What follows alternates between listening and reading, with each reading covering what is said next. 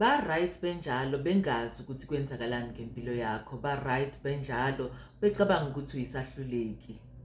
It is not their place to know ukuthi kwenzakalani empilweni yakho ngoba once bazi bazokuhambela phambili. Do not share with everyone ukuthi kwenzakalani. You don't owe them, a progress report. Ba right benjalo bengazi ukuthi ulale udlile noma ulale ungadlanga. Ba right benjalo ukuthi bangazi ukuthi uye wayithola yini le call interview noma you didn't.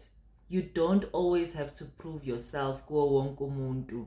Sometimes you end up proving izinto because nawe ufuna ukuthi kubonakala ukuthi kune progress empilweni yakho, kunezinto ozenzayo kanti ushare nabantu abakhambela phambili abazokumoshela. So ba right benjalo bengazi ukuthi wenzani.